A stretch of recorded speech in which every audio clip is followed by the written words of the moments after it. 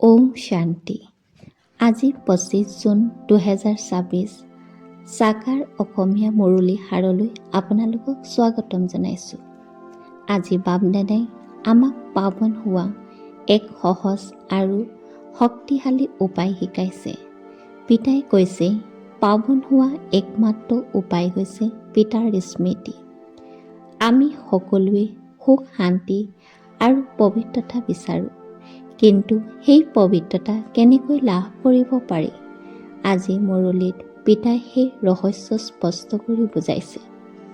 যেতিয়া আমি নিজকে আত্মা বুলি অনুভৱ কৰি শিৱ বাবাক স্মৰণ কৰোঁ, তেতিয়া বহু জন্মৰ বিকৰ্ম ধ্বংস হ'ব আৰম্ভ কৰে আৰু আত্মা পুনৰ পবিত্ৰ হৈ উঠে। আহক এতিয়া মন, বুদ্ধি আৰু হৃদয়ক একাগ্ৰ কৰি আজি অমৃত বাণী শুনো আৰু নিজৰ জীৱনত ধাৰণ কৰাৰ চেষ্টা কৰোঁ। আজি মুৰলীত বাপ দাদাই অতি সহজ অথচ গভীৰ শিক্ষা দিছে। বাবাই কৈছে পাৱন হোৱা একমাত্ৰ উপায় হৈছে মোক স্মৰণ কৰা। এই সংগম যুগত আমি আত্মাসকলে যি আটাইতকৈ ডাঙৰ পৰিশ্ৰম কৰিব লাগে সেয়া হৈছে স্মৃতিৰ পৰিশ্ৰম। আমি দিনটো অধিকাংশ সময় নিজকে হৰি বুলি ভাবোঁ, কিন্তু পিতাই বাৰে বাৰে সোঁৱৰাই দিছে তুমি হৰি নহয়, তুমি এটা জ্যোতিবিন্দু আত্মা।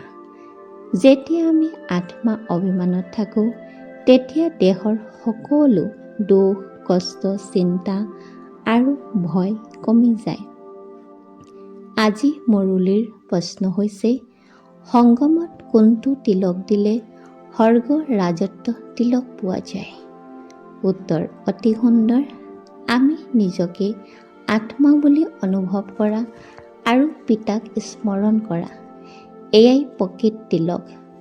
ই কোনো স্থূল চন্দনৰ তিলক নহয়। এই আত্মা স্মৃতি তিলকেই আমাক ভৱিষ্যতে স্বৰ্গৰ মহাৰাজা মহাৰাণী হোৱাৰ যোগ্যতা দিয়ে। বাবাই কৈছে মই গেৰেণ্টি দিছোঁ, যদি তুমি মোক স্মৰণ কৰা তেন্তে আধা কল্প ধৰি কান্দিব নালাগিব। ভাবিছক এয়া কিমান ডাঙৰ প্ৰতিশ্ৰুতি। মায়াই আমাক বাৰে বাৰে পিতাৰ স্মৃতিৰ পৰা আঁতৰাই নিয়ে। কেতিয়াবা ঘৰৰ চিন্তা, কেতিয়াবা সন্তানৰ চিন্তা, কেতিয়াবা নিজৰ স্বভাৱ সংস্কাৰৰ চিন্তা। ফলত বাবাৰ স্মৃতি দুৰ্বল হৈ পৰে। সেইবাবে বাবাই কৈছে উঠোতে বহোতে চলোতে কাম কৰোঁতে সকলো সময়তে মোক স্মৰণ কৰা। স্মৃতি দ্বাৰা আত্মাৰ ওপৰত জমা হোৱা জন্মৰ বিকৰ্ম জংক আঁতৰিব। যেনেকৈ সোণৰ ওপৰত মলিনতা জমা হয় আৰু জুইত শুদ্ধ হয়, তেনেকৈ আত্মাও বাবাৰ স্মৃতি যোগ অগ্নিৰে পুনৰ শতপ্ৰধান হয়। বাবাই সহজ যোগ শিকাইছে। কোনো কঠিন তপস্যা, কোনো বনবাস, কোনো শাৰীৰিক কষ্টৰ প্ৰয়োজন নাই। গৃহস্থ ব্যৱহাৰত থাকিও বাবাক স্মৰণ কৰিব পাৰি। কাম কাজ কৰিও অন্তৰত বাবাৰ লগত সংযোগ ৰাখিব পাৰি। সকলোতকৈ গুৰুত্বপূৰ্ণ কথা হৈছে নিজৰ স্বাৰ্থ ৰাখিব লাগে। আমি আজি কিমান সময় বাবাক স্মৰণ কৰিলোঁ আৰু আত্ম অভিমানত থাকিলোঁ? বাবাই কয় ভক্তি মাৰ্গত দান পুণ্য মূল্য আছে, কিন্তু জ্ঞান মাৰ্গত স্মৃতি মূল্য সৰ্বাধিক। স্মৃতি শক্তিয়ে আমাক এবাৰ হেল্ডি আৰু এবাৰ হেপী কৰি তোলে। এই যোগ শক্তিৰে আমি 21 জন্মৰ বাবে সুখ শান্তি আৰু স্বাস্থ্য লাভ কৰোঁ।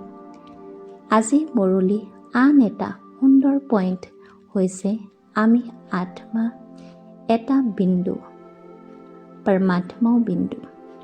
আত্মা আৰু পৰমাত্মা এই মিলনেই হৈছে ৰাজযোগ। এতিয়া আমি পিতাৰ গুণসমূহ স্মৰণ কৰোঁ। পিতা জ্ঞানৰ সাগৰ, গুণৰ সাগৰ, শান্তি সাগৰ। তেতিয়াই এই গুণসমূহ আমাৰ জীৱনত ভৰি উঠে। বৰ্তমান সময় হৈছে পৰিৱৰ্তনৰ সময়। পুৰণি পৃথিৱীৰ অন্ত আৰু নতুন পৃথিৱী স্থাপনাৰ কাম চলি আছে। সেইবাবে বাবাই কৈছে, এতিয়াই স্মৃতি পৰিশ্ৰম কৰি নিজৰ ভৱিষ্যত গঢ়ি লোৱা। আজি বৰদানত সুন্দৰ শিক্ষা দিছে। কেৱল আমি শব্দৰে সেৱা নহয়, নিজৰ অৱস্থাও সেৱা কৰিব লাগে। আজি শ্লোগান, সাধনাৰ মাজতো বৈৰাগ্য বৃত্তি, সাধনা লোপ পাব নিদিবা। অৰ্থাৎ বস্তু সুবিধাক ব্যৱহাৰ কৰিব লাগে, কিন্তু সিহঁতৰ প্ৰতি আসক্ত হ'ব নালাগে। আহকচোন আজি আমি এটা সংকল্প লওঁ, মই আত্মা, মোৰ পিতা শিৱ বাবা। মই সকলো কামৰ মাজতো বাবাক স্মৰণ কৰিম আৰু নিজৰ আত্মাক পাৱন কৰি তুলিম। ওম শান্তি, ওম শান্তি, ওম শান্তি।